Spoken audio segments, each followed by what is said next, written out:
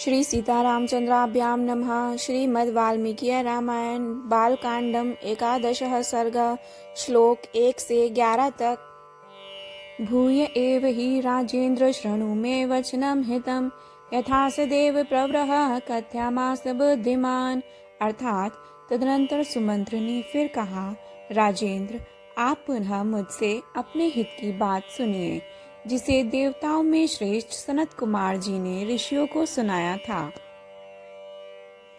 इक्ष्वाकुणां कुले जातो भविष्यति सुधार्मिकः नामना दशरथो राजा श्रीमान सत्यप्रतिश्रवः।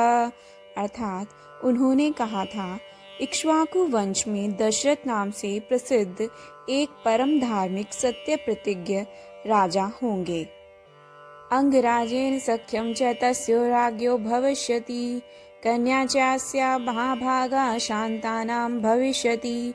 अर्थात उनकी अंगराज के साथ मित्रता होगी, दशरथ के एक परम सौभाग्यशाली कन्या होगी जिसका नाम होगा शांता।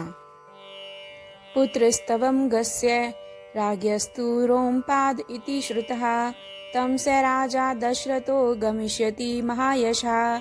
अर्थात अंग देश के राजकुमार का नाम होगा रोमपाद।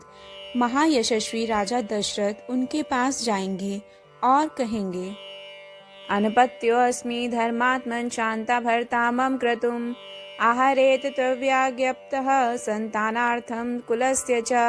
अर्थात धर्मात्मन, मैं संतानहीन हूँ, यदि आप आज्ञा दें तो शांता के प्रति ऋष्यशृंग मुनि चलकर मेरा यज्ञ कर दें, इससे मुझे पुत्र की प्राप्ति होगी और मेरे वंश की रक्षा हो जाएगी। श्रुत्वा राज्ञो अथ तद्वाक्यं मनसा स विचिन्त्य च प्रदास्यते पुत्रवन्तं शांता भर्तारम् आत्मवान। अर्थात राजा की यह बात सुनकर मन ही मन उस पर विचार करके मनस्वी राजा रोमपाद शांता के पुत्रवान पति को उनके साथ भेज देंगे। प्रतिगृह्य च तं विप्रं स राजा विगज्वरः आहरिष्यति तं यज्ञं प्रहस्तेन अंतरात्मा।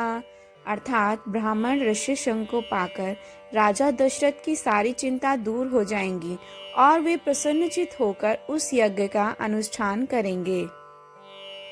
तं च राजा दशरथो यशस्कामः कृताञ्जलिः ऋष्यशृंगं द्विजश्रेष्ठं वर्यिष्यति धर्मवेत् यज्ञार्थं प्रस्वार्थं च स्वर्गार्थं च नरेश्वरः लभते च स तं कामं द्विजमुख्यादिशं पातिः।